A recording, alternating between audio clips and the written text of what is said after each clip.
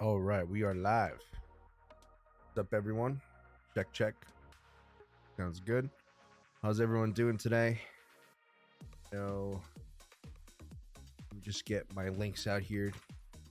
I promise, guys, soon. The the intro screen is being worked on.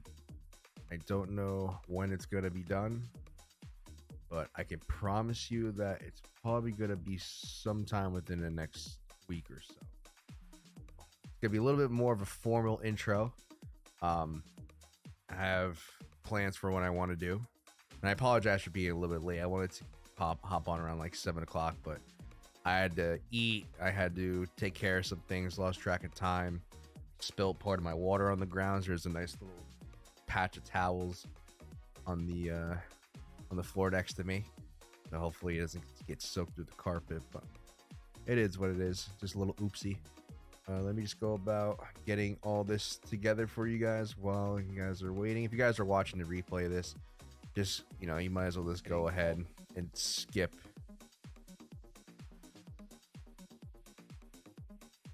Skip ahead a few minutes. So let me just get my stuff out there. Just give me one moment here, folks.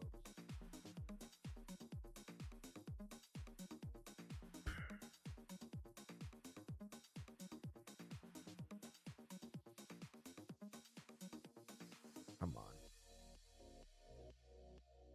I'm usually faster at this, but I am struggling today.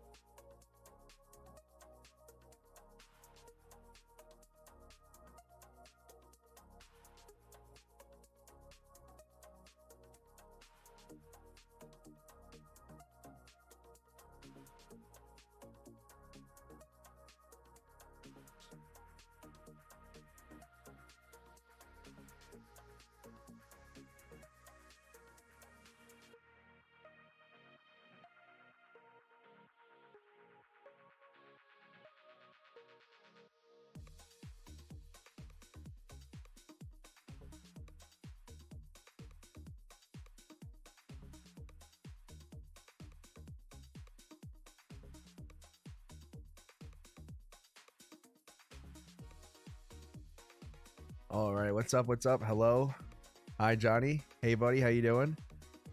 Piano Styles, big fan of yours, mate. Keep up the good work. It's appreciated. I appreciate you stopping by, saying hello, and leaving the kind words. I really do. It means a lot to me.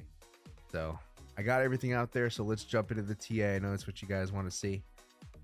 Hi Johnny, good to see you. Goji, good to see you too. Everyone, thank you so much for tuning in. Hope you guys had a good weekend. I had a very very uneventful, but I had some stuff going on, so I was keeping myself busy. And obviously, if you guys don't know this, I am in David Tech's group doing the ABC TA for him, and you guys are asking a bunch of fantastic questions, and I love kind of helping you guys at least navigate through the ABCs a little bit better. So it's really good to see that you guys are actually soaking up the information, asking good questions, and willing to learn. So thank you guys so much for having me, and thank you so much for tuning in. David, if you're watching this, I cannot begin to thank you enough. Thank you so much for having me in the group. It's really fun. I really love meeting all of you, and I definitely love the fact that you guys are willing to learn. So it means a lot to me. So really appreciate it. I appreciate you as well, Goji. I appreciate everyone. All right, enough of me. Enough of the compliments and the kind words. Let's get down to the business here. So, last thing we kind of talked about, I always forget, like, time frame wise, not time frame, but like what we were last talking about. So that was the 25th. I just like to see how things have kind of changed. Okay, so I know exactly where we are. Last time we talked, we were kind of in this region here, and what I was hoping to see, and which did happen, was I was wanting to see a completed structure, right? And for me, as of right now on BTC, I'm I'm not saying we can go down further. It's kind of hard for me to say exactly where this wants to go. The best I can do is just give you guys the possibilities, what could happen, and then we can make a plan off of that once price does develop better. But for now, what I'm looking to take a long off of is around this 20,700 and 700. I think 720 is the better number, somewhere around there. And I'm going based off of this structure. Now, the reason why I'm doing this is because one of the possibilities that I mentioned in the past, and one of the more bigger term or longer term ideas that I have, is that this is possibly some sort of larger ABC. I don't know exactly how it's going to play out, but over the grand scheme of things, this is kind of how I see price playing out in the somewhat near to medium to possibly even longer term time frame. It really depends on how it really goes about doing this. The other idea, and is something I will talk about if the opportunity does arise in the future, is the other thing that I'm also looking forward as well, is I mentioned this kind of briefly, but to me, when I'm kind of dissecting this, there's a certain way I go about looking at this. Now, obviously, to me, this is a gigantic A to a B to a C. Now, I mentioned this multiple times, and how I like to view things. Each wave has its own set of subwaves, or its own ABC. All right, and now what is going on here is up to interpretation. There's a couple different ways I go about viewing this, and this kind of gives you a better picture of how I can plan ahead of time. So one of the things I look for, or one of the ideas that I possibly see looking at this right now, is that this is a bigger A to a B to a C, and we bottom at 17K. Valid, completely valid. The structure is there. The wave setup within the C wave is valid enough for me to go not 100%, but go about and say, you know what? As of right now, the probabilities of this being a good possible bottom for the longer term is pretty high in my opinion. The other part of me also wants to say something like this. This is the other option, that this C wave is not done yet. All right. And this is going to be one giant, well, not giant, but one larger ABC. And we're going to have to revisit the low and at least put it in the very bottom before BTC wants to, I'm not saying bottom for good, but this is going to be a major bottom, or a major opportunity for it to bottom, if this is what's going to happen. If that wick down, the first wick past this, or sorry, first wick down to 17.5 is the bottom. The other option is we have a chance to visit the low one more time. So I don't know, price could easily just wick and come back up, or this could be a bigger downturn and we do see lower price action. And so what I come up with these conclusions on the bigger scale, the next step for me is, how can I break this down just a little bit further? Now, mind you, when you guys are doing this, don't get too keen in on understanding what is the right way for price to move, because I can sit here and have these ideas and it can easily just dance around, bounce, and create all these weird structures that I might not be prepared for.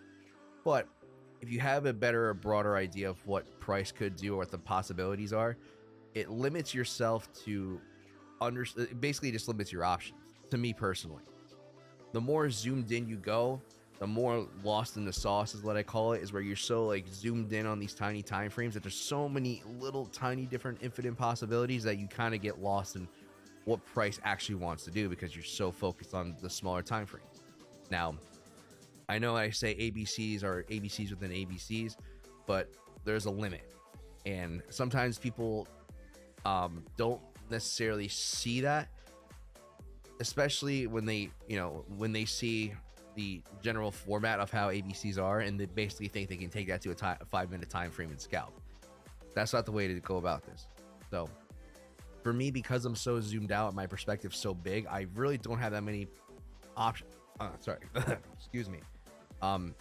Options or possibilities for me to draw up and give myself some sort of plan. I don't get lost in the soft, because in the bigger time frame, it's very hard to do that. at least in my opinion, from my experience. So let's give me 1 second here. Ugh, sorry, my throat's a little dry.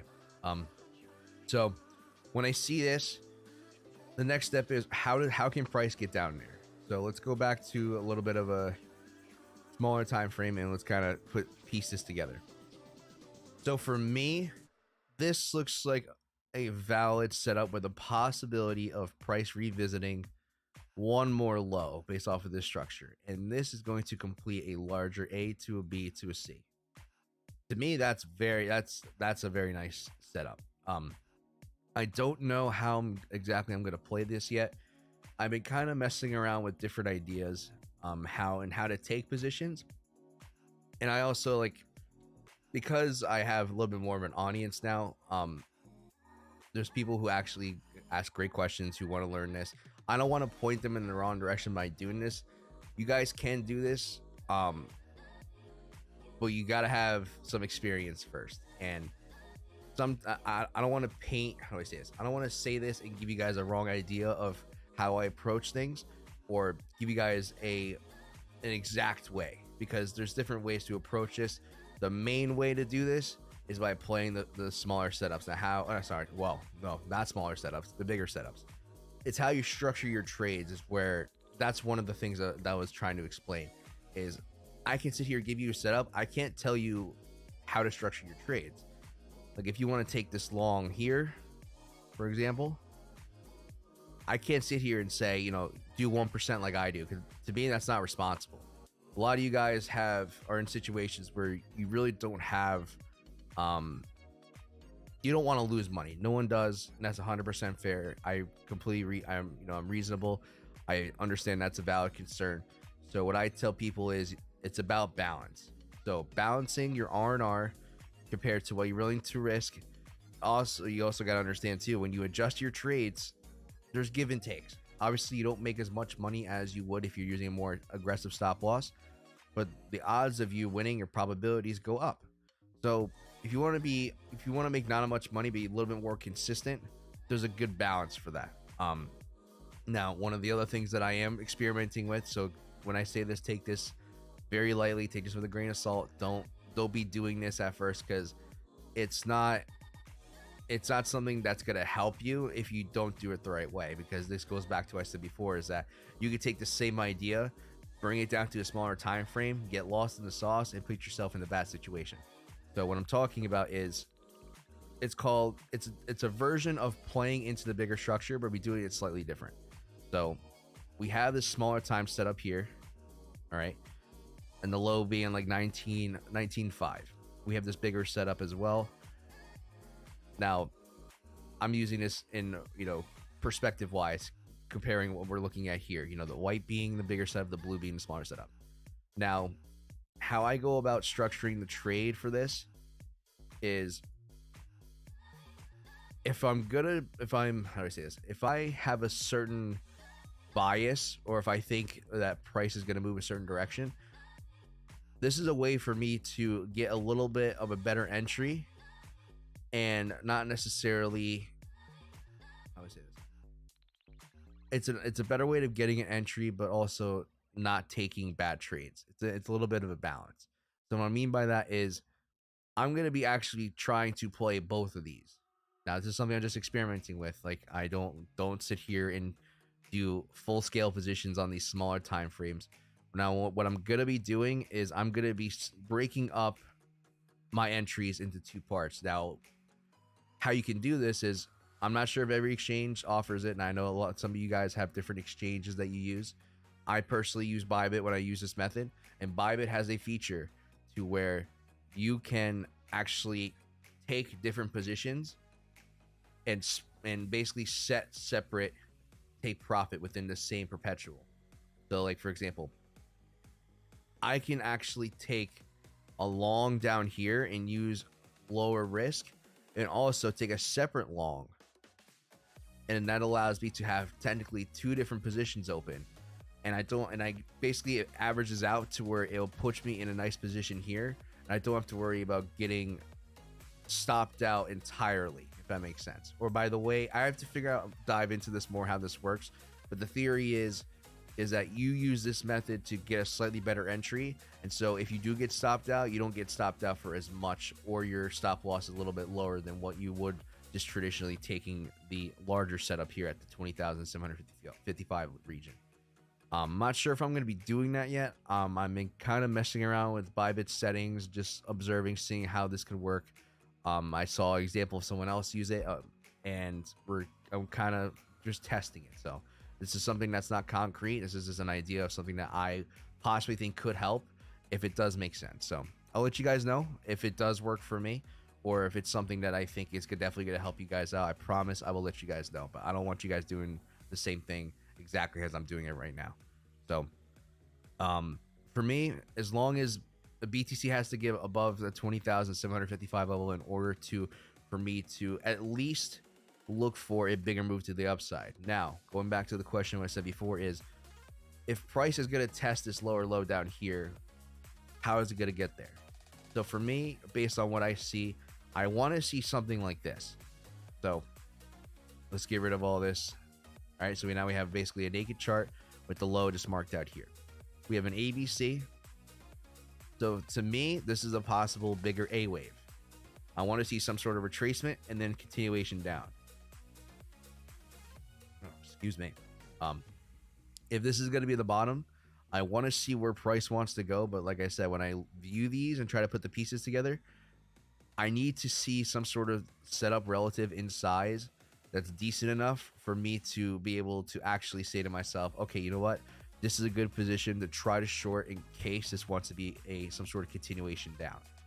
And the beauty, and it really depends on where price wants to develop and where it wants to form the structure. If this is how it's gonna go, I can't guarantee that price is gonna keep going lower. I have to play the setups as they come, and eventually, what's gonna happen when you do this is that you will hit the right move. Let me just change colors. You will hit the right move, and you'll make the right. You'll be on the correct side of a bigger trend. So it really depends on really what price wants to do. But for me, I narrow down my options of what I think makes sense and what I want to do and want to see in order for me to either play either side. So once I get that little ABC set up that puts in a bigger B, I'm going to go ahead and try to short. And what this allows me to do as well is I can sit here and now play the game of I'm taking two different positions, and now I'm going to let them pretty much fight out. And basically, whoever the winner is will kind of set more of a market direction for me. You know, if you put up this, if you form this setup and the short fails, the probabilities of price continuing higher are going to be a little bit higher, or more likely, in my opinion, or from what I see and what the setups, what the setup shows me. If the wow, I can't talk. I'm so sorry, folks. If the opposite happens, and let's say I play the short and eventually the long gets to be stopped out and it continues to push down, or it fails to hold that region, it's safe for me to assume that we're going to continue downwards, and most likely the next target is going to be that lower low at 17.6. So it can go deeper. You can just put in a little tiny wick and just go right back up, and technically that's a completed trend. But it really depends on what price wants to do. So that's the next thing I'm looking for. Even though I am playing longs right now, I do want to see some sort of short setup just in case this is going to be some sort of continuation downwards. I'm so sorry, I'm caught up on chat. Digital, how you doing, buddy? Smash the like button. I appreciate you.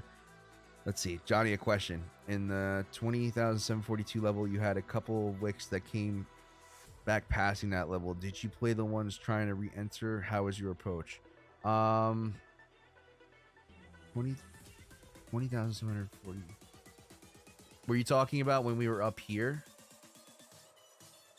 Like before we dropped, like in this region? Because if you are, I played that. Even though it's a slight wick, let's see if I can get down like a smaller time frame. As soon as what I do in this kind of situation, I make sure my line is pretty much exact, and I'll play it. Doesn't matter to me, even though like the pattern itself looks like it's consolidating, nothing's guaranteed. So I have to play that every single time until price and eventually fails and rejects, and we continue downward. And in situations like this, how do I say this?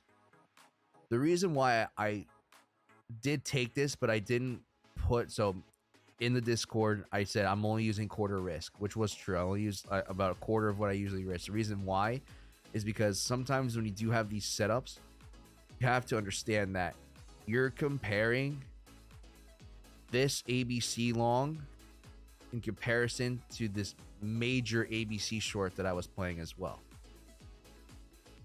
All right.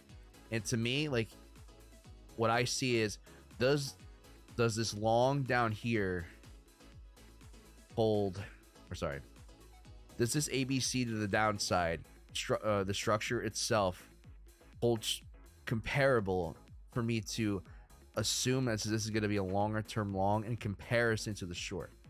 And all you really have to do to come up with that conclusion is kind of just look at the size of the trend that you're originally playing with the one that you're taking an opposing side off of. And to me, the short is more likely in the favor of playing out in the longer term. So for me, that's the reason why I use half risk, because even if this was some sort of bottom, I personally did not think that this was going to be the actual bottom itself. So regardless of how I feel, I had to play it, but I chose to use less risk because in my eyes, and from perspective, looking at this bigger perspective, the long itself did not look significant enough for me to assume that this is a bigger bottom. Now that price is a little bit more developed since we last talked about that, I think it's possible. Do I think it's probable? I still want to be in favor of the shorts based off of this bigger structure, but I have to be safe in my assumptions. I have to kind of play both sides and understand what could happen regardless if price goes up or goes down. How do I play it? So let's see. In that case, you use 1% stop loss. Also, yeah. So the stop loss on chart is still the exact same that I use, but the actual money that I risked went down. So instead of using 1%, I used about 0.25 to 0.3. I don't remember exactly what it was. I think it was like, I might have been less than that, like 0.2. But for me, I didn't use a full position size because I had a feeling that, and hey, if it did end up playing out, it probably would have covered my stop here, and it would have been a different story. But for me, I have to play probabilities, and I have to look at what I'm looking at in the bigger term. So hopefully that answers that question. Now that, if I'll just wait, I'll give it like a couple seconds. Is there anything else want me to touch on regarding, if that answered your question, just let me know. Or if you need me to explain things a little bit further, I can do that. I'm gonna go to ETH. I'm gonna keep my eye on chat. So just let me know. If not, we're gonna keep going. So yes, thanks. All right, cool. So Ethereum on the bigger term time frame, I see this as an A to a B to a C. Let me just change the white and make it a little bit more noticeable. And within here, there's a little bit of a bigger structure. And then same thing with BTC. I could sit here and just draw ABCs all day. But to me, the important short that I held, and the reason unfortunately, when I got into David's group, I was already in this short, so I didn't want to, let you guys know, because I don't want to say, hey, get into shorts now, because there is no good setup for me to. If there was a good setup, I would say, you know what, guys, go ahead and try to take this. But there wasn't anything significant in size for me to comfortably say, hey, go ahead and try to re-enter short. So what's going on now? For me to answer that question, I also have to kind of put myself in the perspective of something similar of how I talked about BTC.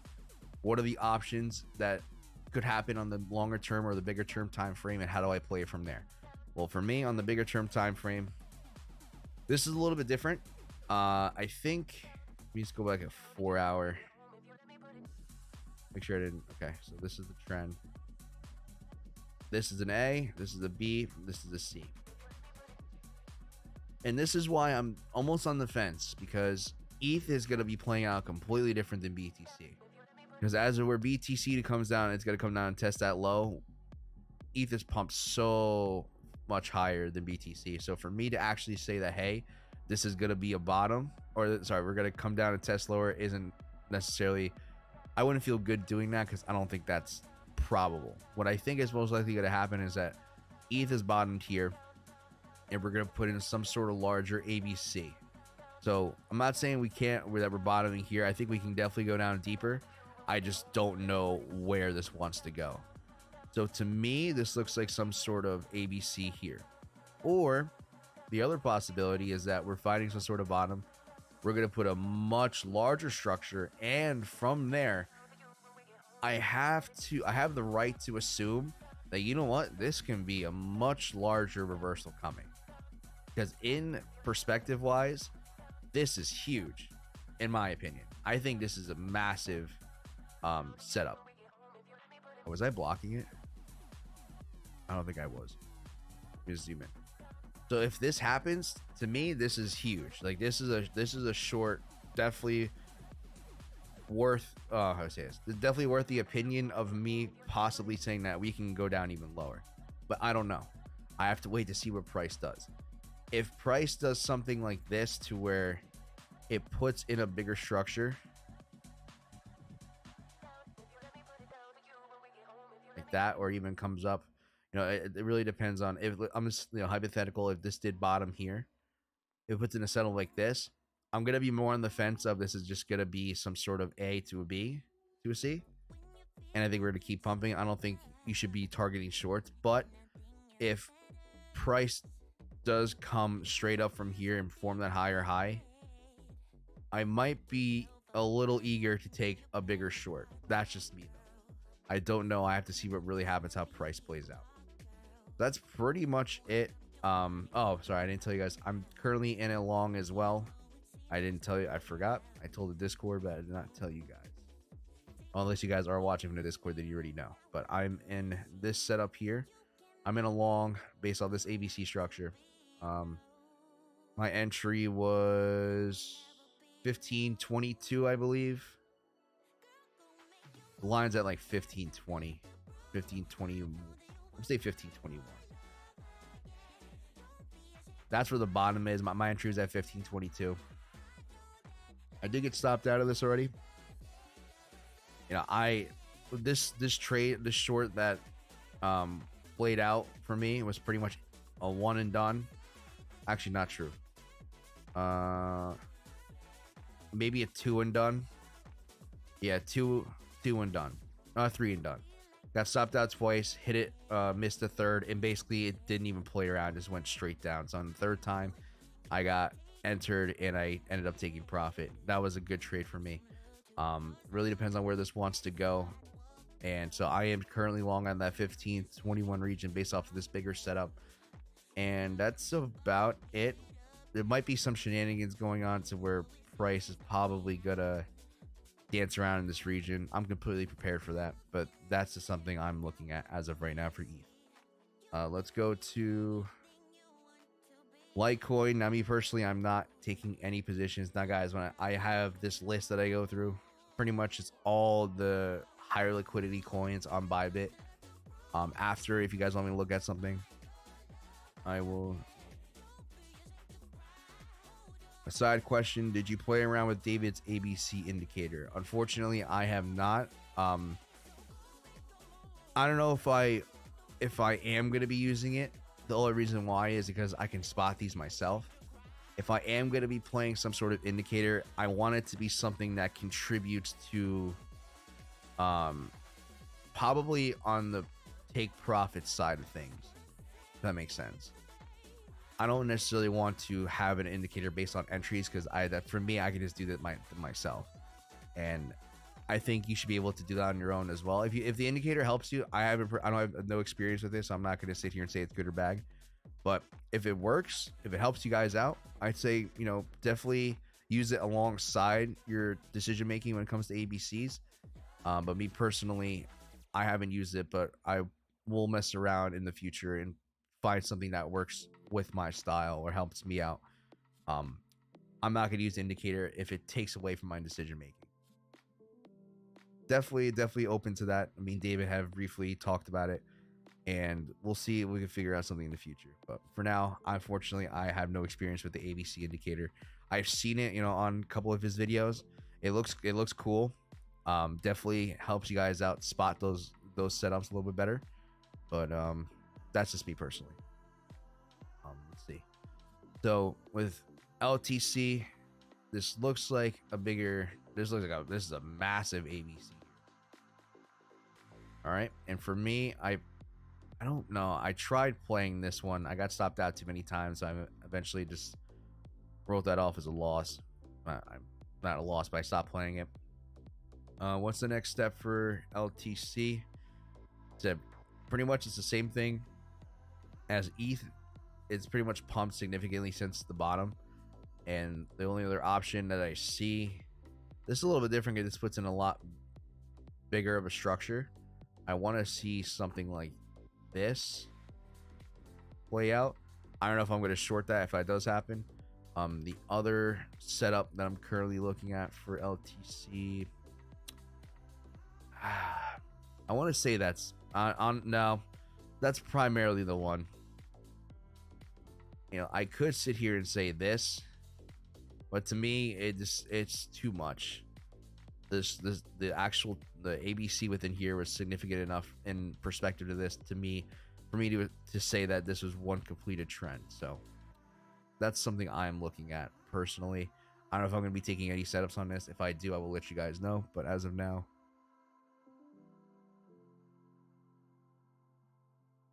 when you say you stop loss many times, how much are those more or less to have an idea?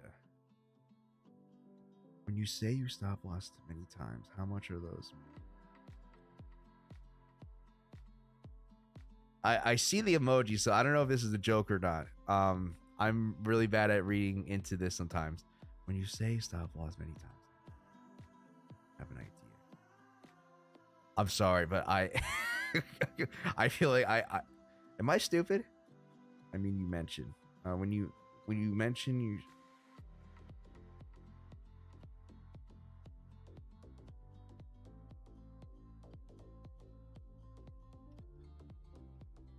Oh. So basically, I was trying to play this setup, and I was trying to play into this bigger move here. And that's a valid setup. None of this price action existed. So I like doing this. This is fun. So it's kind of paint you a real-time scenario of what. So to me, this was the entry. Watch how many times price skipped along here. And even in this little bit of price action, this was like maybe 8 hours of price action. I got entered so many times, maybe 3 or 4 times. I did it again. Don't hit the arrow, John. Idiot.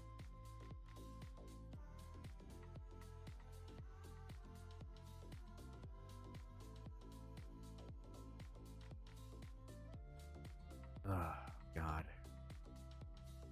Sometimes I forget how to use technology. Okay, so that's the setup. Don't hit the space bar. So right there, I got stopped at least 3 times, 4 times. I'm using about a 1.5. And I'm not sure if I gave up here or if I gave up a little bit further. I think I gave up here, to be honest. The LTC likes to move, and I'm using a little bit more of a looser stop loss. And even still, I was getting wicked out too many times. There's another one.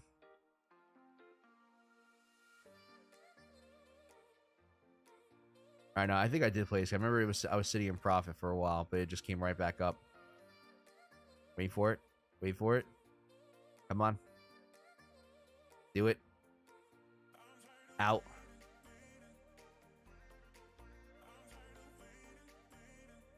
Come on. Out. Out.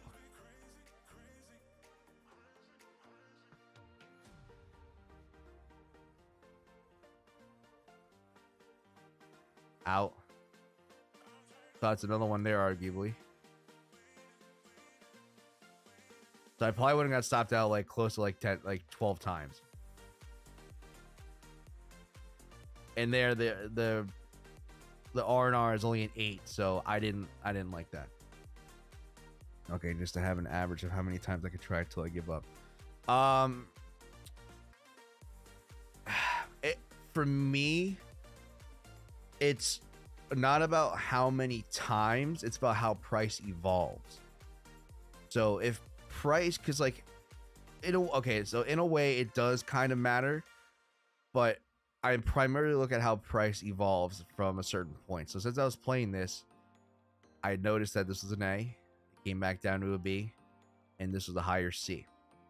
But I didn't want to. I could have played that setup, and it would have been a perfect position to short. But once we started dancing around this region too much, I said, you know what, I'm just not going to anymore. And I think, what would happen if I took it here?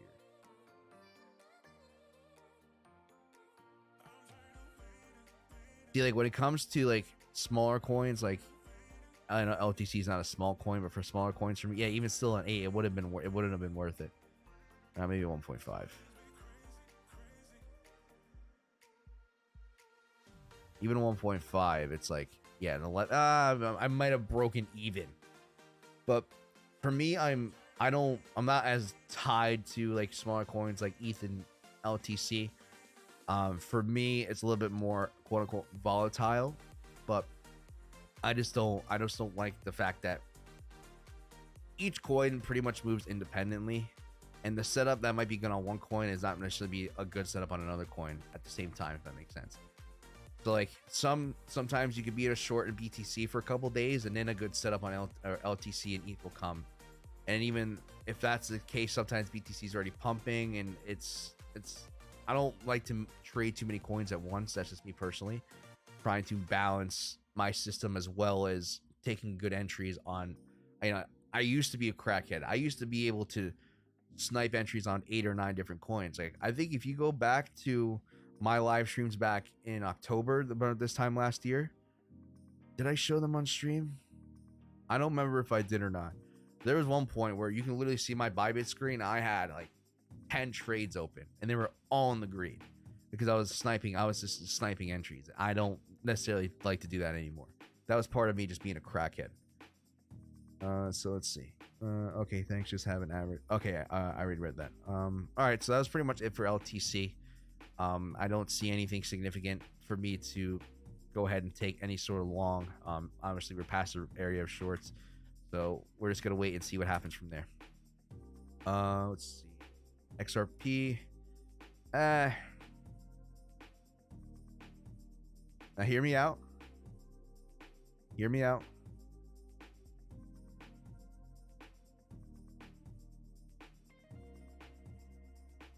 Not financial advice whatsoever, especially when I talk about XRP. Not financial advice. But you do have this area here based off of this ABC. It could bottom one more. It could form one more bottom. But if you guys are going to play this, like I said, not financial advice, I would be trying to stick to around that 3278 region. And target, I don't know about targets for that, because based off of this, well, let me get a bigger perspective again.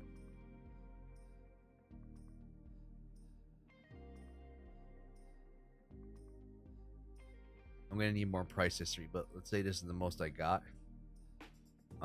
This is I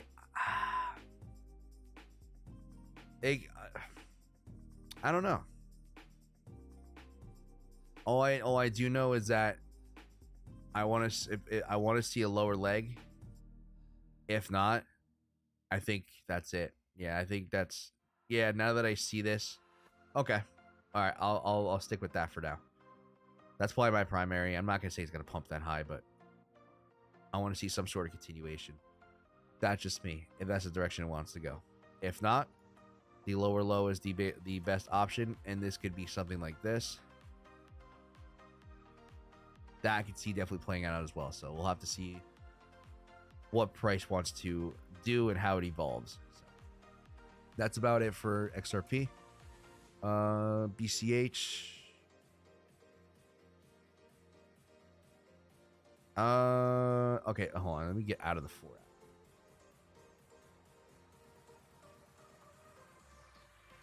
app. You did have an entry here. A to B to C, A, B, C.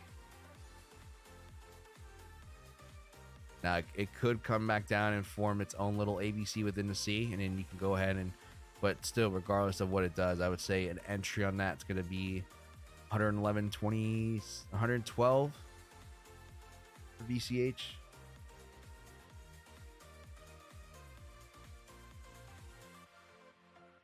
So even a 2 looks tiny. I would say like a 3 on BCH. That's a good size.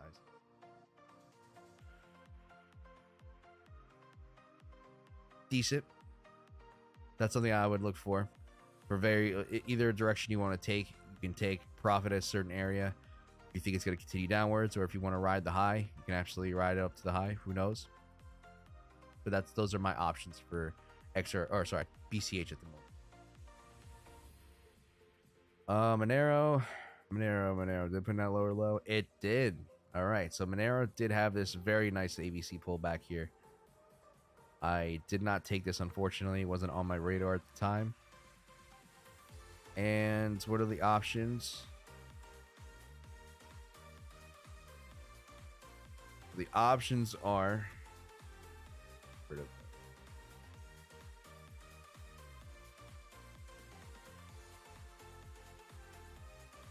A to B, A, B, C.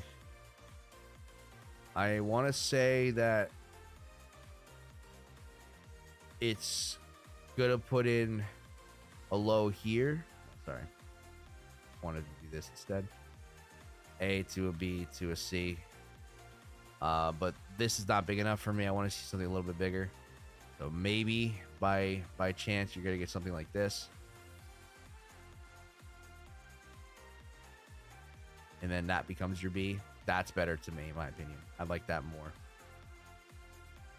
Yeah, that looks better to me. So, or it can just keep going. I really don't know. The other option is you just have a straight trend here, another nice pullback and a continuation. I don't know. Those are the levels I'll be looking for, though, at the very least. Let's go down to Cardano. Nothing much. I mean, besides, I'm not really gonna touch on this too much. Shit. A, B, C. I would say your entry would be around 43.58. Take that with a grain of salt, though. It really depends on where she wants to go. Pretty sure this is the lowest low. It can easily come back down and test that lower low, though.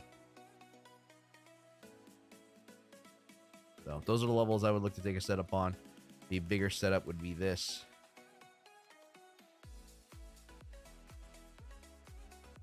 So that's personally what I'd be looking for BCH. I'll mark that out for it. I keep saying BCH. This is Cardano.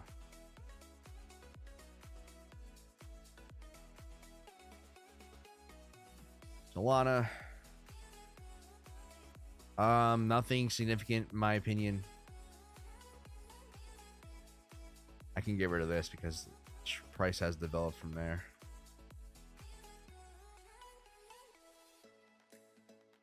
KDA.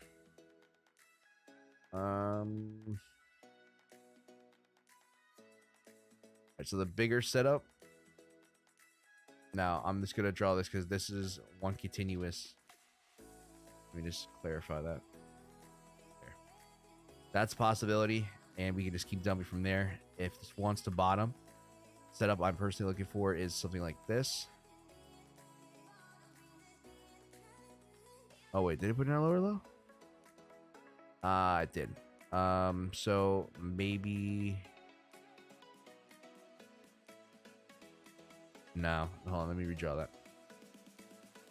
You would be long as prices above that $1.55. You guys are interested in that. Not financial advice. XTZ, small one here, very similar to BTC actually.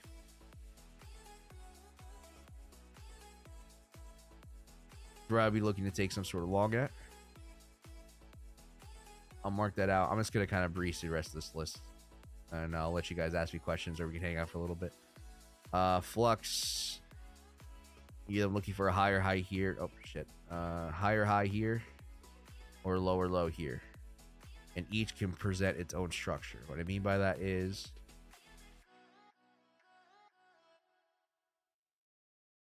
you have your own ABC setup is here. All right, that's one option. Or the other is, and then that can still be part of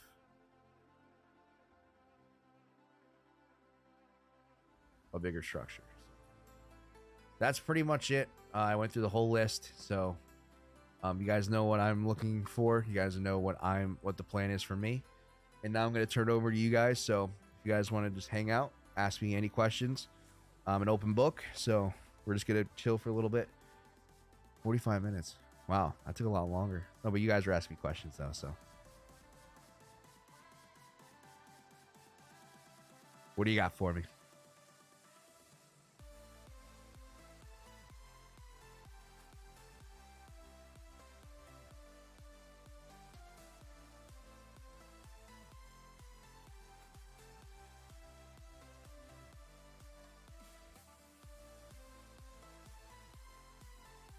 Can we check Euro USD? Of course we can.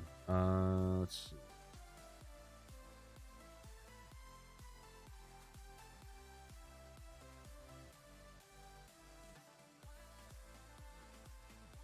Oh, you know, I'm curious because I think I had a position set up on how it did. Did I? Oh, did I delete it? Maybe it was a different chart. Nah, I might have deleted it. So last time we talked, I was looking at this bigger setup.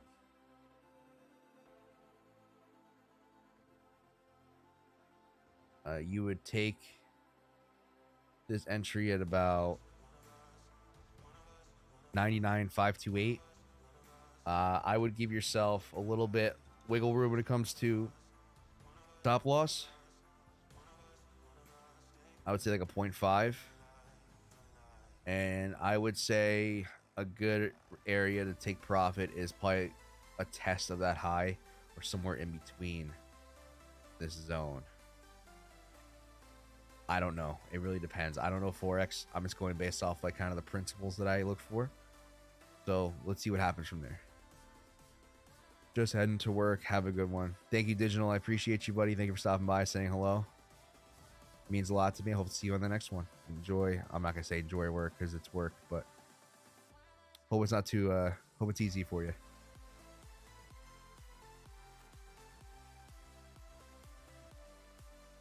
That's about it for Euro USD. That's the only thing I can really comfortably say that you can take a position on. I don't see anything else. Just constant downtrend, downtrend, downtrend. Would you consider an ABC in the BC leg? Oh, I know what you mean.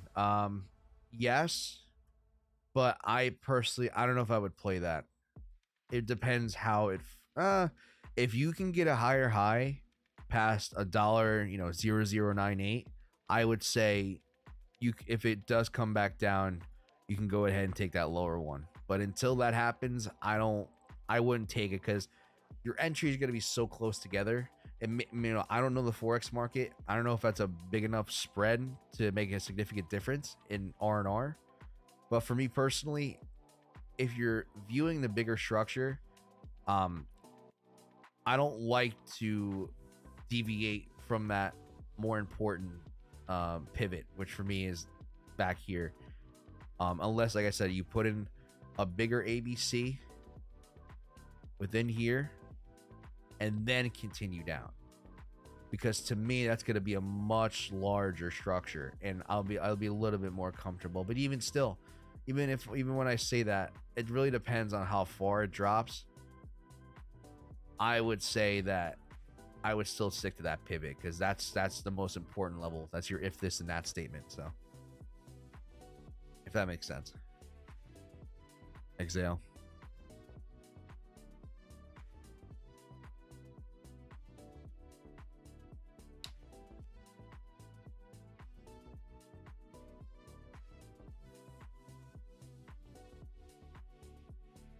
Yes, thanks. Good.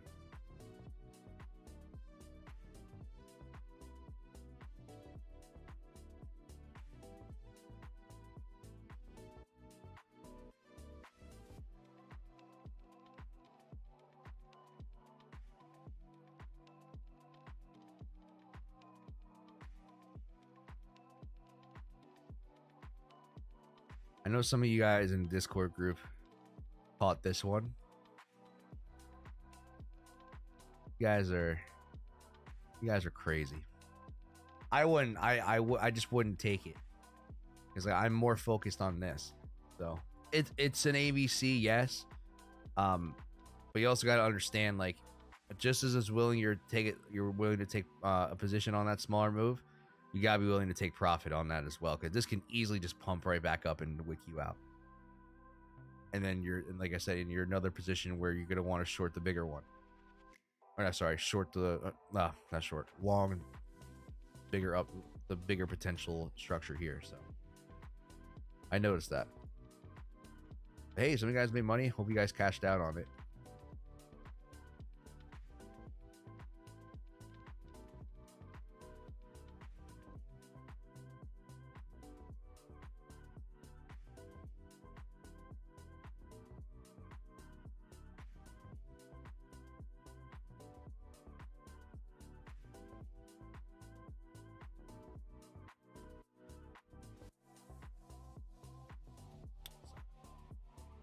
Give me the line. Give me the line.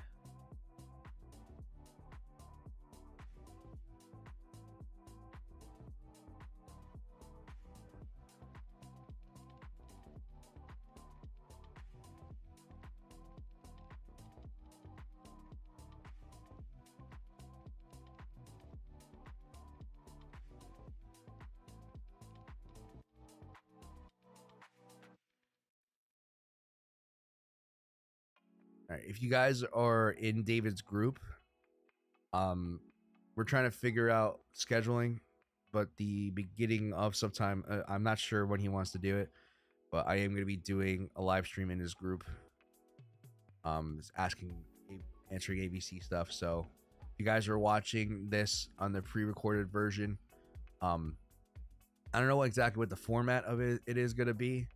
I'm probably just gonna mostly do kind of like a brief little update and just kind of open the floor to questions, because you know, if you guys are listening or watching and following me, you guys pretty much know what's going on or what I'm thinking. And on a bigger scale, sometimes things don't happen that frequent. So if I talk about it in a live stream, you know, that's relatively recent to when I go on David's channel or David's group, not gonna be much going on. So you guys are watching the pre-recorded version, you guys are in David's group, do your homework. You guys can ask me anything. You can ask me anything now. A couple people are newer in here because first of all, you guys are absolutely phenomenal. I think I'm at 165 subs, and for me, you got to think, like, I know for some people it's not that much, but I pretty much, besides ever since like working with David, I haven't done anything else outside of just me making videos. I haven't promoted anything.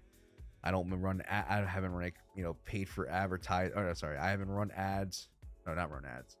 I haven't paid for like video ads to get myself out there or anything. And to me, this is huge. So thank you guys so much. So if you guys are new to me and how I trade and like my style and how I approach things, I want to do possibly a thing where I kind of talk about like some of the foundation work you guys want to be focusing on building. Mostly it's trading psychology stuff. Somebody asked me in the David's group earlier about, you know, how to get over certain hurdles, and the main core of that idea is because something I wanted to talk about in person. It's a lot easier to talk while I'm here just hanging out with you guys. But how I'm able to take certain positions is because, one, I'm confident in the style of the trade. I'm confident in my plan. I'm not second guessing. I have my validation and invalidation point, or my if this and that statement, and I'm willing to take a trade every single time. It just, you have to get to that point where I just don't care if I lose. Like, to me, like, if I'm losing $10, it's gonna be the same way how I approach things if I lose $1,000 on that same setup. Even though the account size is a lot bigger, it's about perspective. Like, you guys gotta understand, like, obviously if you're risking $1,000 of 10 grand, that's 10%. That's huge. $1,000 or 100 grand is nothing. So for me, like, you have to just get used to getting stopped out. And for me, it's about working your way up to that. So you got a lot of you guys are gonna be starting out on a smaller scale or smaller accounts. And I know you guys want to make money. I understand that. Unfortunately, and like I said, in this game, I've said this before, in this game, it takes money to make money, and it's going to be hard to build. You guys can absolutely do it, but it's going to take time, consistency, and you have to be able to nail those things, or at least get over them fast if you want to be successful in this game. You can't get too attached to trading. You can't be scared of taking certain positions. You can't be scared of missing out. Like, FOMO is a thing too. You guys can't be, you can't let FOMO control you. These are things that it takes to separate yourself from trading. And the way I did it is through practice, through reading. If you guys haven't read Trading the Zone by Mark Douglas, that is, I call that book almost like the gospel, like the Bible of trading. That you should be reading that multiple times throughout your career. It's a great book. I personally listened to it. And there's an audio version of it, and I've read it once. I listened to it twice, and for me, listening was just a lot easier. The first time I read it, I kind of just like skimmed through it, didn't really connect with me. But as I got more experience in the game, there's a lot of, even the most recent time, like 6 months ago, I remember listening to certain sections, and next thing you know, it clicked with me. I'm like, oh shit, like, yeah, that's right. Like that makes complete sense. Like, yep, absolutely. And your guys going to experience that too, especially if it's not just the ABC method, it's just trading in general. You're going to have certain moments where he talks about things, and you have that connection between your experience and the book, and that's what helps solidify my ability to separate myself. And also, if you guys haven't seen this, this is another thing that I think you should be watching as well as reading the book. Pull it up. There's another trader out here. He does indices, I believe. I don't know exactly what he does. I think he does kind of like a futures style of trading, but he did a seminar. Oh shit! Let me pull up the phone. So if you just look up Trader Tom on YouTube, it's this one here. So basically, blue outline, London 2020, and there's a 2-part series. The first part is the most important. Second is just a little bit about him. If you guys are curious, want to learn more about him and where he came from, this was an absolute, like, it's borderline mind-blowing on how well he's able to paint a picture and relate to you guys, or just relate in general. And if for someone who's not as experienced, it might not click with you as at first, but if you go back and listen to it, this is something else I've listened to. I think I listened to front to back twice, and just the message of what he puts out is absolutely phenomenal. So you guys go check out Trader Tom. I believe he's Norwegian. Yeah, and look for that video with the blue thumbnail. If you guys want it, I can send you the link. Ask me whether it's in the Discord or just DM me. I'll be glad to send you that. So read the book, watch the video, practice, and eventually you'll get to the point where it just doesn't matter. Like, as long as you're using good risk management, you keep everything else in check, you'll in the long run you'll end up doing pretty well, as long as the strategy is profitable.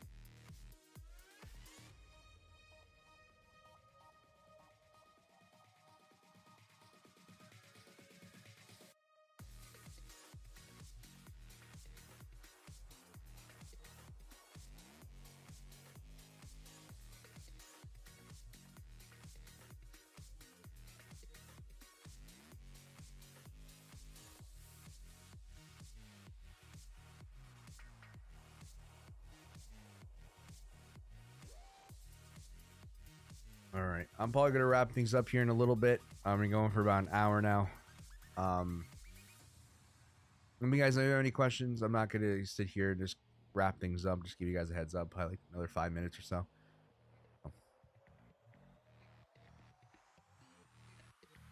The good thing you guys are not asking questions. It's not. It kind of makes a little bit for quiet, a little bit of quiet time in the live stream, but it's fine. But I also know I'm probably doing well if I don't have to. I'm doing well at least explaining things. Edwin, thank you so much. I appreciate you as always. Thank you again for stopping by. I know you subscribed recently. I really appreciate that. Thank you so much. Thank you for showing support. Oh, I'm just gonna go ahead and chill. If you guys are interested in learning ABC method a little bit more in detail, I do have my own Discord server to where I pretty much make my own calls, but I also have the main thing for this is gonna be basically leverage trading videos, basically going over the core things of leverage trading, how to use the risk reward calculator. You know, I had my more recent video on here as well, how to set alerts, you know, introduction to the simple method. I believe there might be a couple other stuff I want to go over as well. I have to just go back and just double check, but I think I covered everything that's pretty foundational. Psychology stuff, going over the Trader Tom seminar, I kind of give you my thoughts on it, little different topics that we talk about here. And of course the ABC strategy, kind of give you a core foundation of what it's about, show you guys how I use it, how to basically what the core principles of it are. We kind of go over it from there.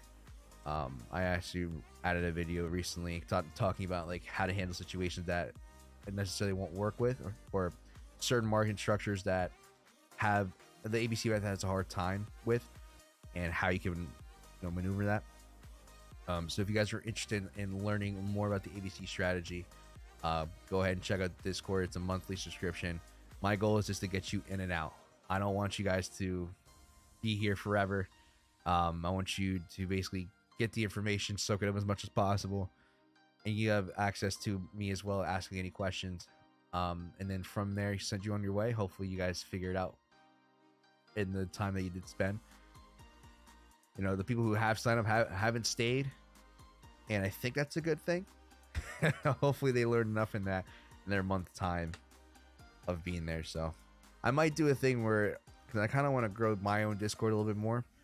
If you guys are interested, I might do a thing where I just might charge you a little bit more up front, but it's going to be a lifetime thing where you guys get access to the 24/7, or I might just have a thing to where I had to figure out what I want to do when it comes to that, how I approach it. If you guys prefer the subscription method, if you guys are interested, or if you have signed up in the past, you know, did you like it? Did you want more of like a lifetime thing? I don't know.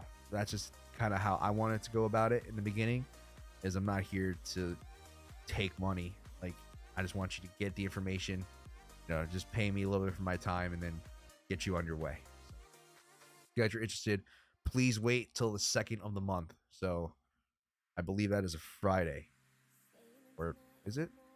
So today's Tuesday. Yeah, wait till Friday, and you can sign up from there. I'd love to have you. Definitely help you out as much as I can. Hopefully the videos do help you. I plan on making more content for the Discord in the future. I have a couple things I want to go over, but I pretty much nailed the majority of what I wanted to go over there. So I think that's about it. Check out the link. Like I said, wait till the 2nd if you guys are really interested in signing up. If you guys aren't coming from David's channel, go check him out.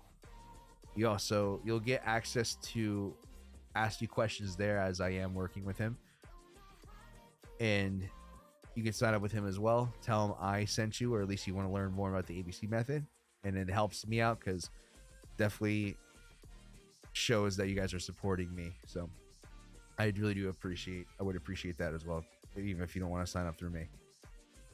If you don't want to pay anything, 100% fine as well. You guys can ask me questions here. I'm an open book.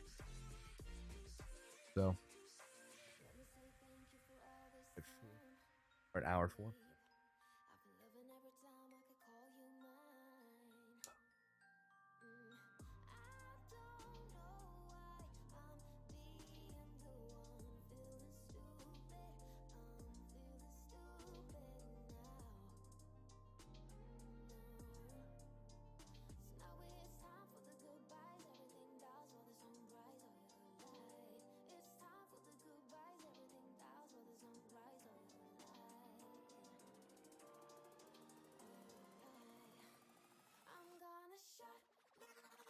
So let's see. Anything else for me?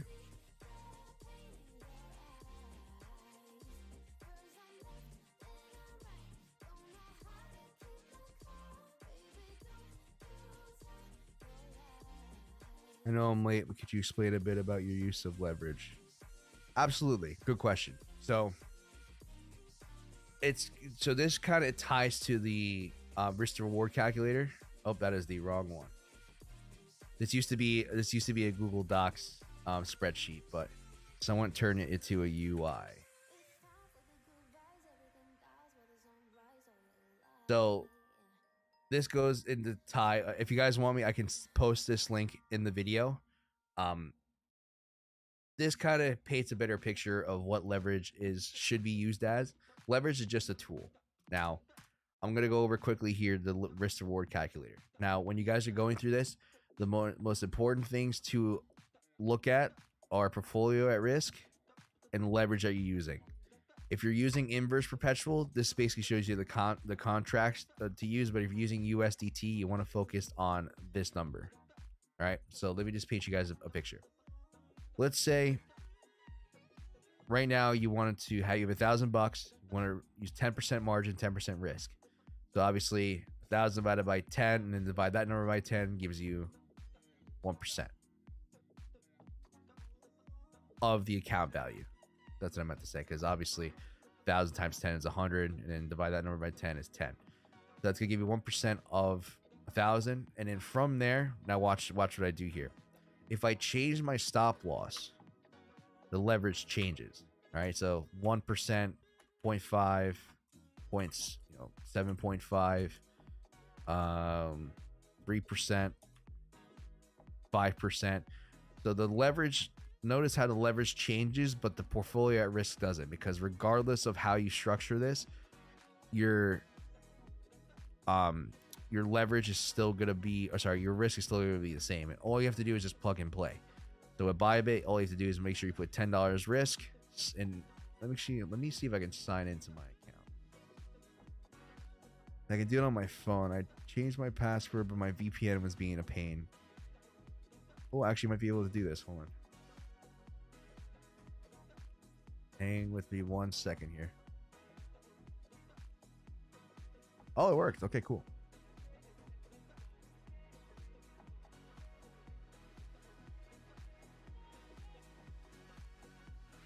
Wait for it to load here.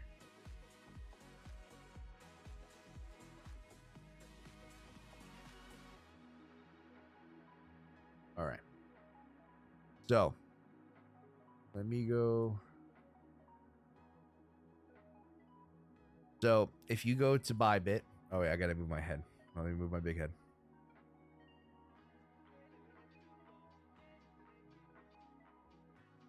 Mega Chop, how you doing, buddy? Did you finish that book yet? I'm gonna be asking you. I know you talked about reading it before. If you're just tuning in, I'm just going over how to leverage the risk calculator works. So pretty much all you're gonna do, let's just say for example's sake that let's say you want to enter right now. All right. So you go to market. All right, and order by cost in USDT is the margin. Okay. So you're gonna put $10. All right, and then you're just gonna check. In this case, we're longing. Buy long. Set your stop loss to 10%. And as you can see, that number comes down to $1.02. Now, in situations like this, I'm using the wrong leverage. That's why. I was like, wait a minute, that doesn't make sense. Good thing I checked.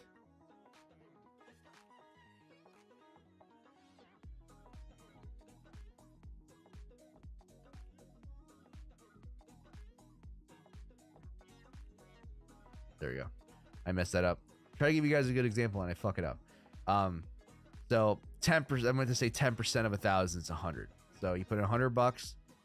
All right, enter it as your position size because we're using USDT. If you're using inverse perpetual, you would just straight up go based off of contracts. A little bit easier, but we might have. I'm gonna see if we can find a way to help use this for USDT as well. I can't promise anything. The kid who made this kind of just made it and said, "Hey, here you go," and then that was it. Never heard from him that really much again. I'm fantastic. How are you? I'm doing good, man. I'm doing good. Kind of just, going about day to day. Do my best to, live life, trade, help you guys out. So definitely good though. Definitely good. Can't complain. I have about 3 hours left. Good. It's a little long, but it's a great read. So from there you can see you'll be risking. Oh, I almost hit open short. You're risking about 990. Now, if you guys are doing this, you pretty much want to ballpark it. It's you're a little bit under, that's fine. Just make sure you're not over, because if you're under the fee with after fees, you should be just about at that 1%. Now watch what happens if I change margin size. I'm going to change some of these numbers around. All right, let's say I want to do 2%, risk 25, and risk 4. So I move the numbers around. All right, so now I'm playing with 4% of 1,000, which is 40, and then I'm risking 25% of that is 10. So notice how the 10 stayed, the stop loss changed, the portfolio at risk stayed the same, and then but the leverage changed. So now if I want to go to bybit again, change this to 13. All right, and now if I don't change any of the numbers from the last example, watch what happens. My risk goes up to, if I change it to 25, obviously I'm risking 25% of 100. Let's say now I bring it down to 40. Now I'm back down to that $10 again. So it's about just adjusting. Leverage is just a tool. If anyone sit here and says that you guys you can't use more than 20x leverage, they don't know what they're talking about, because it's about setting your trades up responsibly. Now, I know where that idea comes from. They don't want you to be degenerates and sit here. But most of the same guys who say that also don't use, they don't take good trades. They don't use responsible risk. And they probably don't use a stop loss. So obviously, it makes sense for them to say, hey, use lower leverage because it gives you more wiggle room. Or if your stop losses are going to be a lot higher, so you might have to use lower leverage because your liquidation is going to move from there. So as long as, remember, you guys can mess around with this, because what having higher leverage does is that allows you to use less margin. So you notice before I was using $100, now I'm only using 40. All right, so now if let's say I hit 75.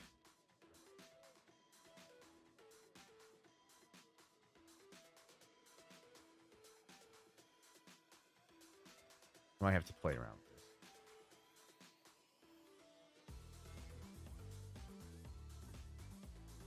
All right, so you can use, if you can physically like type in. So like in this case, obviously it jumps from 1 to 2, but since we're dealing with higher leverage here, I might have to like add like a decimal. And to me, that's about right, because I'm still at about 1% risk. So now if I want to risk, I can use $13 margin, so less margin. I can risk about 975 with a 2% stop loss. Now it tells me my leverage to use is 38. So all I would do is just go back up to here, change that to 38. All right, and then from there, I would put $13 and then hit the 75 button. And same thing, look, that number, I don't know if you guys can see that, but it's pretty much $10.17. I probably would drop it down by a little bit, maybe $12. Yeah, because I would want to be, like I said, just a little bit under, then a little bit over. So leverage is just a tool. Like you don't have to. There's no rule saying that you can't use this amount of leverage. Now you get just a responsibility factor to where you guys have to be responsible in managing your own risk, your own position size, and then from that perspective, I understand. But if you guys can master how to use this calculator, there's no reason to not use high leverage, especially now instead of using $40 margin, using 13. So you're using a tiny bit of margin and risking a majority of that, and then you end up coming with the same answer. And also, mind you, this changes as this goes. Let's change this. All right, so let's go back to the example here. So like, let's say you win. All right, let's say all of a sudden your account's at $1,200. All you have to do is while you're managing your risk, remember, now you're adjusting this as your account grows and also if it goes down. You can't just sit there and ballpark it, because what's going to happen is if you don't adjust it accordingly, you're going to be using more risk than you should, even though the number for you is still 1%. If that makes sense. So as your account grows, your risk is going to go up, and in turn, you have a better chance to make more money. And it's all about keeping everything it's about keeping proportions correct, or maintaining the right proportions. And for me, it's using that 1% risk, making sure my stop loss remains the same, and then from there, the calculator tells me everything. So even if I grow this to like $5 grand, I'm still risking $50 on a 2% stop, which is still 1%, and then my leverage hasn't changed. So this tool is a great tool to have. I definitely think you guys are required to use this if you're going to be taking leverage trading seriously. So worth it. I've been in that short 7 a.m. and been able to ration out, freaking out. Good. That's good to hear, man. Pretty soon you'll be able to sit in trades for months and not care. Ava Isabella, hello. Thank you for stopping by. Hello, everyone. How are you all sleepy yet? Where I'm at, it's currently 9 p.m. That's still, the night's still a little young for me. I plan on going to bed hopefully around like 12 o'clock, so in a couple hours. I know a lot of you guys tuning in are probably from the European area, like UK, I think, primarily. I could be wrong. Let me know if I'm wrong on that.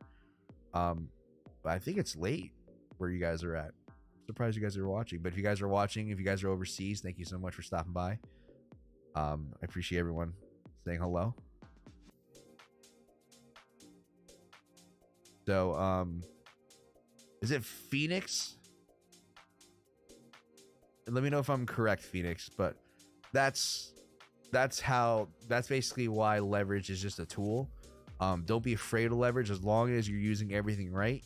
And this calculator is going to make sure that you keep that in check. If you guys want, I can drop that in chat. Or if you guys are watching the replay of this, go ahead and ask me for it. I'll send you the link. Or maybe I'll post it in the Discord. You guys can use it as well. It's obviously it's Kite's risk and reward calculator, but one of his students made it, but that's all he uses. That's all I use, and that's pretty much everyone who's doing this. This is all we use. So.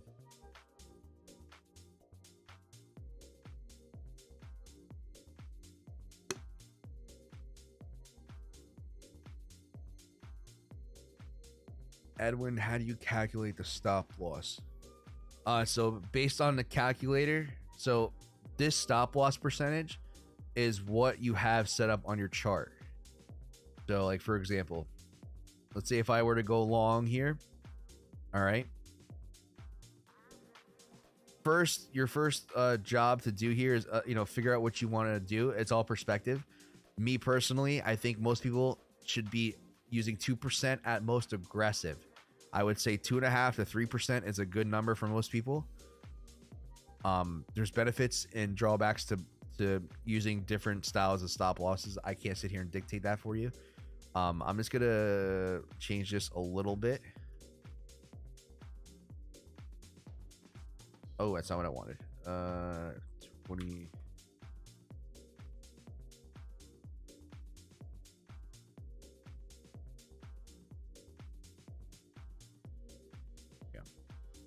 So your stop loss here is 2%. All right. And all you're going to do is when you go back to the calculator, make sure that your stop loss in this section is at 2%.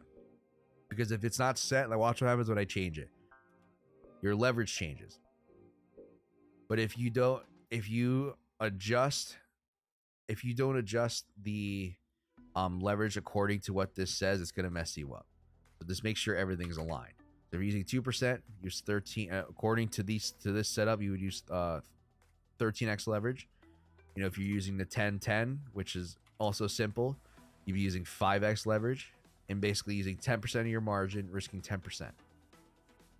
If you want, Edwin, I can show you how to do that as well.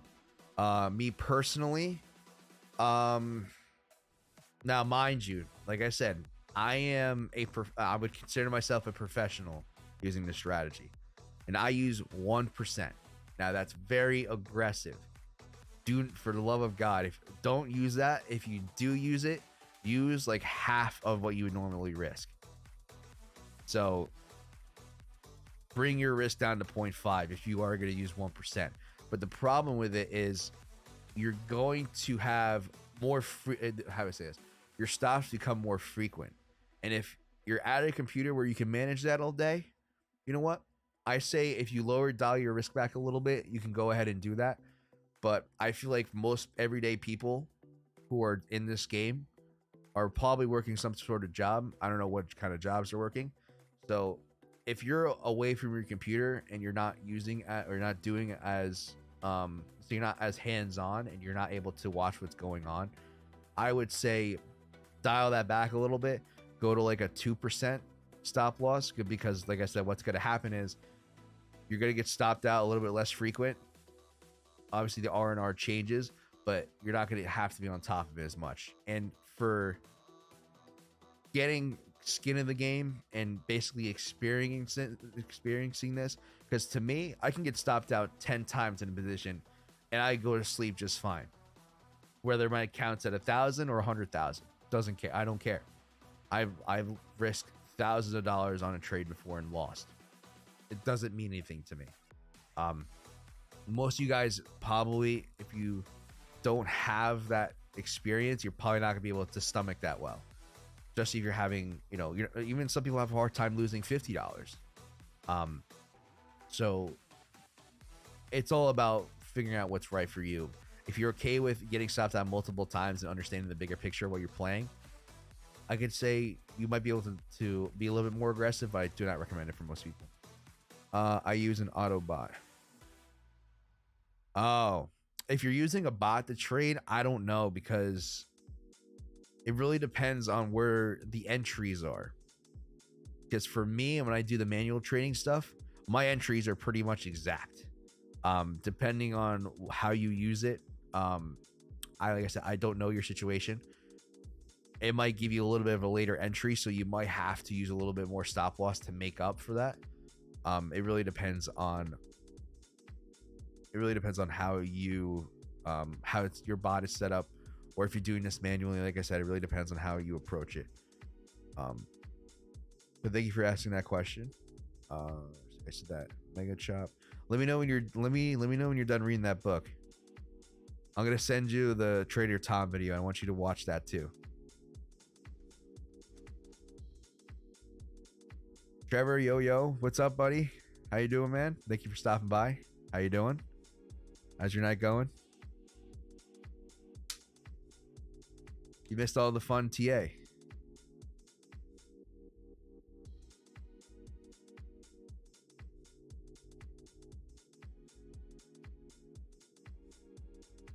Sounds good, man. Well, dude, I appreciate your mentorship. Of course, man. Anything I can do to help.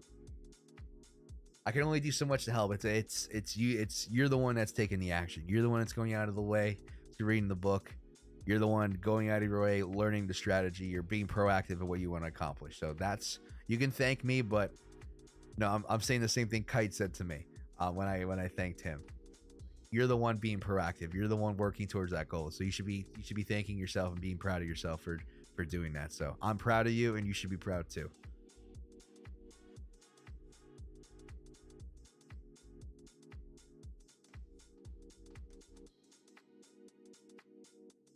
Doing well. Just my position's chilling. Are you still short, Trevor, or did you grab longs down here on ETH? Did you grab that ETH long? How many trades do you do in a position? It depends on the setup. So like for BTC, for example, well, for ETH right now, I can tell you I got stopped out once. So this is or maybe twice. So stopped, I think I got stopped out again. So this is my third time attempting ETH. For BTC on this short, which I took, this was before I got into David's group, so I know a lot of you are from there. I'm just letting you guys know. Before I was in here, I got stopped out. Let me just double check my short position. 1%. Stopped out once, twice, 3 times, 4 times. Okay, so 4 times. Wait, right? 4? 1, 2, 3. Yeah, 4. Yeah, 4 times I got stopped out. I'm sure BTC and ETH then caught hedges on both for upside. Okay. So you're still holding that major short, right? I to be honest, I took profit on that. A part of me, like the greedy part of me wants to say that it's going to keep going down, but I think personally, I think we're going to have another leg up to where I can possibly grab another short, something like that, form a bigger setup here. I don't know. I don't know if you're on the same page as me, Trevor, but that's what I'm thinking. Did you take any profits on those 4 you got stopped out? Nope. So for me, it's all or nothing. Even like unless like when I was in this position here and we were coasting, I did take a hedge long. But the only reason why I took a hedge long was because there's been situations to where price has consolidated and kind of formed this wedge pattern here, and I have seen it break to the upside. Now, market conditions were different at the time. There was a lot more pressure, a lot more momentum building at the upside, so it made sense for that wedge to break out. But to me, I wasn't too sure. So it's one of those situations as well. Is I was in two positions. Basically, price came back down, and I had a feeling that once price was coming down here and I got stopped out, that this bigger structure was more important. So I don't care. I lost that. It was only a couple bucks, but I lost that. But also at the same time, I was gaining on the way down. So I made pretty much money back from the time I got stopped out of this. So I wasn't stressed about it whatsoever. So let's see. So to answer your question, Mega, I did not take profit because I was looking for a much bigger drop, something like this. So eventually we did get it. So I wasn't willing to take profits early, even though, price did kind of dance around. It wasn't, I don't do that unless I see a big enough setup. And to me, there wasn't a big enough setup. Julio. Yes, I TP 70% at 14.15, letting the rest ride. Yeah. Did you short 1787, Trevor, or did you get a little bit higher? I know, or maybe this 1822.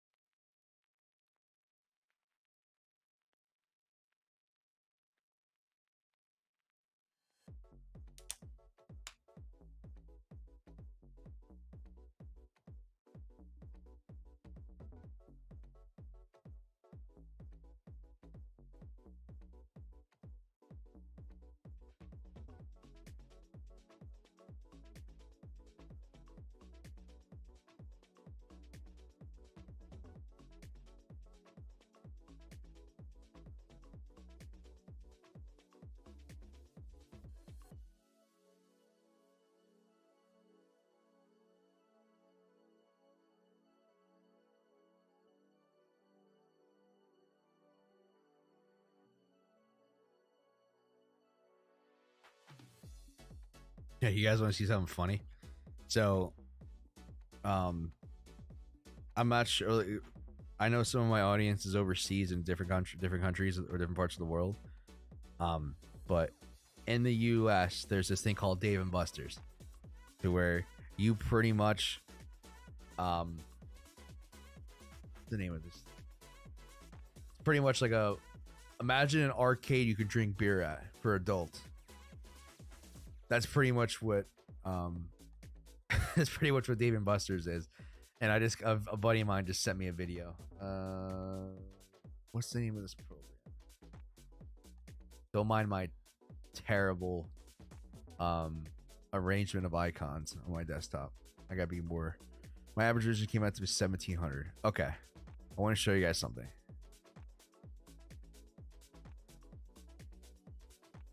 So there's this game at Dave and Buster's, where there was.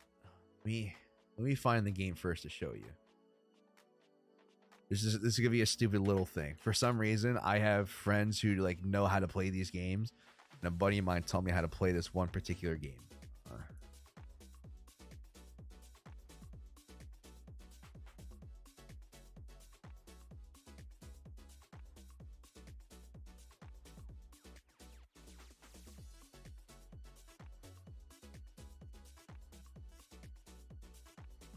Oh, Nick, that's a new one. Hey, buddy, how you doing? Thanks for stopping by. Hey, I appreciate your knowledge. Oh, hey, I appreciate the knowledge you and Kai put out. Changed the game. I'm glad. That's what we're here for. We're here to help out. Okay, so I want to show you guys this. I'm gonna turn the volume off. Oh, come on, it's just gonna load. I gotta turn off my bybit and turn off my VPN. But thank you so much, Nick, for saying that. Thank you for stopping by. I hope you definitely learned something, and I hope it helps you out big time. Come on.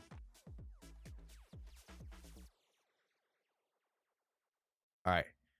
So this is a game to where basically you drop a coin and you have to get it in that win card section. You have to get it perfectly in there.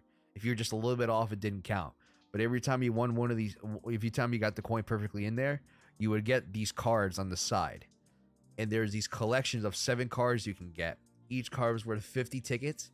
And if you got a combo of 7, I think you got like a bonus for that. And you also had these like wild cards that these were worth 100 tickets. So I remember sitting there tossing back beers, and for some reason I was able to nail this game. And you can tell you can see the rules here. If you got to get it perfectly on, I want to show you guys a video.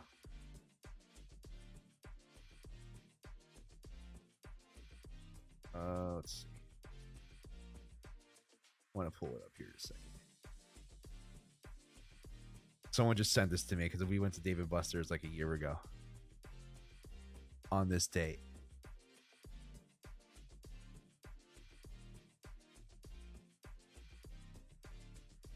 Okay, you pulled it up perfectly. So look at this stack. You know how people flex cash? I flex these things. I had a ginormous stack. Like, let me play the beginning of that again. Like, that's like a wad. And I think I got like, I forgot how many tickets I got on that. But I remember sitting there, I was like, I don't know why I'm so good at this game. And I found out recently that, oh, you know what's funny? Oh, is it still up? Hold on, is this still working? I just realized this. Look. What do you see? Apple Watch that's a little bit way too tight on my wrist. I was able to trade and also play games at Dave & Buster's.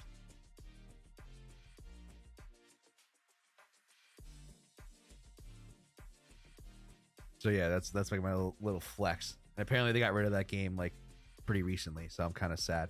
And I have a bunch of cards still. I don't know what the hell I'm gonna do with them. Maybe I'll sell them on eBay. Wow, that's a stack. Let's see. You calculate TP using chart trading? Yes. So it to me personally, it depends. I take profit based off of a bigger structure that's in perspective of what my plan is. So for me, I was anticipating a short. And so in this example, since I was short from up here,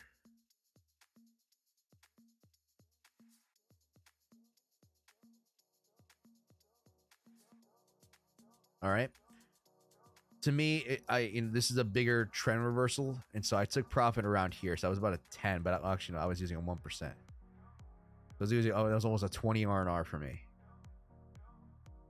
That was a 20 R&R, and the way I decided to take profit was price was kind of moving down here, and the reason why I took profit, is this gonna be the right decision? Who knows?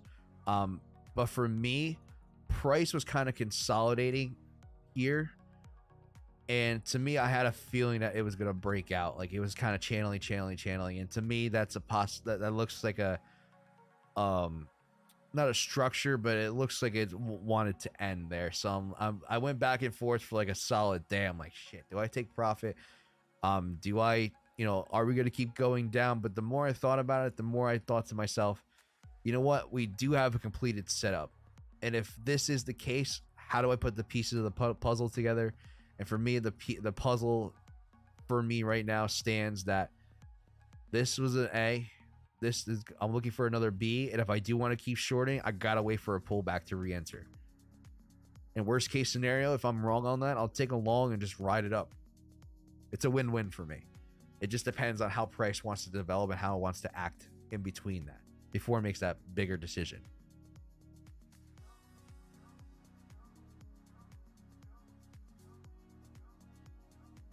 Let's see. So I've been following Kite for a while. I like the slight difference in your trading style. Very slight, but it's there. Keep it up and hope to grow the channel. I'm sure you will. I appreciate that a lot, Nick. Thank you so much for stopping by.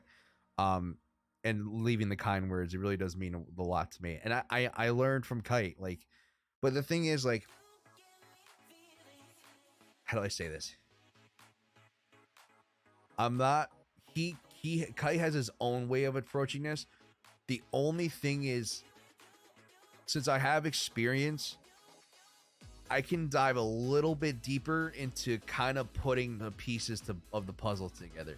So like, there's been times where like we both are pretty much short at the same time, but he's taking profit at the 0.5. And I've learned in certain scenarios, I don't think that's ideal. But also at the same time, I know exactly where he's coming from. But that's just not how I think. As like, if you took profit at the 0.5, I'm pretty sure you took profit at the 0.5. You missed out on all of this, but you also got a chance to reshort. So I think there's a time and place for doing so. I just think, me personally, a lot of the times, price is going to give you some sort of setup to continue downward or continue in the direction that you're taking. So regardless, I have to figure out where that setup is and take that chance. That obviously there's risk to that. I'm very well aware, and that's why I'll only stick to certain parameters that I see fit.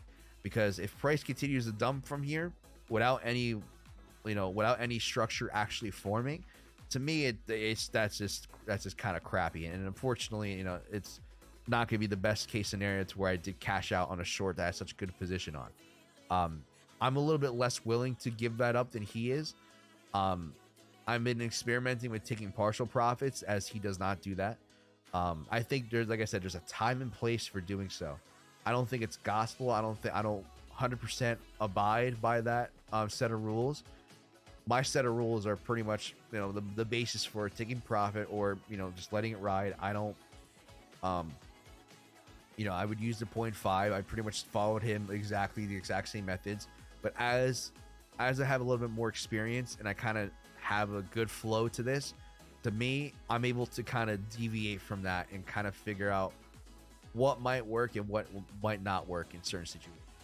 So I think for me, this is mostly just experimenting. He could be 100%, or not say 100%. He could be better. That could be a better method. I personally don't. I think there's a way to get a little bit more out of it, and it's all about balancing, being able to get a little bit more out of it, but without deviating from the core system, which is the ABC method, and also without deviating in basic trading. How do I say this? Basic trading ideas, and to me, it's all about experimenting. So that's where I think I'm a little bit different than Kite. I love him to death. I thank him pretty much there's the wrong button. I thank him almost every single time that I can, because he's the reason why I'm here. He's the reason why I'm out here streaming to you guys right now. And I wouldn't be, I'm blessed, and I really can't thank him enough.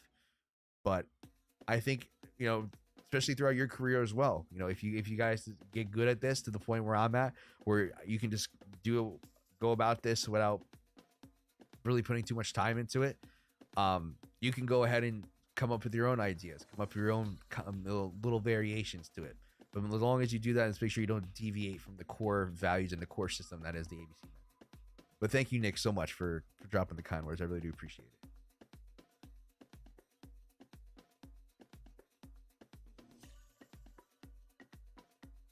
Thanks a lot, Edwin. Thank you too. May I use BTC USD pair to trade BTC USDT?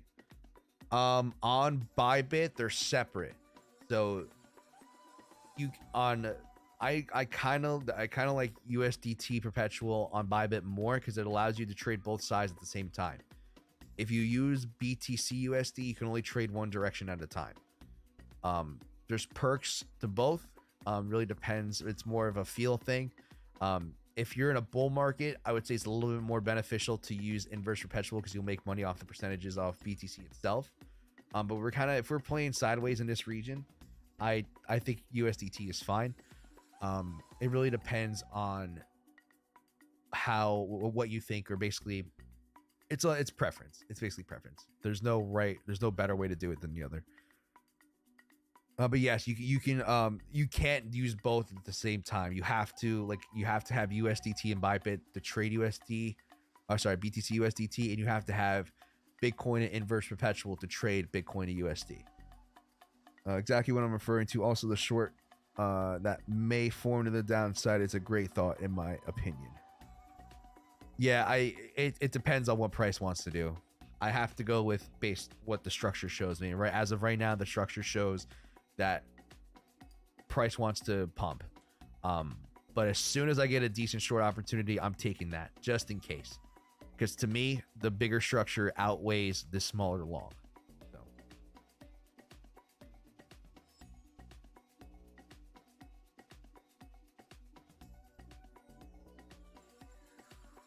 Oh wow, it's just okay. So wow, we're going for 2 hours here. All right, I'm gonna go ahead and call it a night. I am tired. We've been streaming for a long time, but you guys have been excellent, great as usual. I love the activity. You guys are definitely amazing. I appreciate every single one of you. So thank you guys so much for hanging out with me tonight. If you guys are watching the replay, thank you as well. I really appreciate making it this far through. You guys are absolutely amazing. I love every single one of you. Thank you guys so much. If you guys are watching and haven't subscribed, it would mean the world to me. I'm trying to, my goal, I mentioned this last time, my goal is to get monetized, I would say by like the end of 22, maybe into like February of 23. So the goal is like, I started streaming back in October last year. I got a couple like streams in, but I became very inconsistent. I went on vacation, and after I got on vacation, a bunch of stuff happened. I kind of just fell off.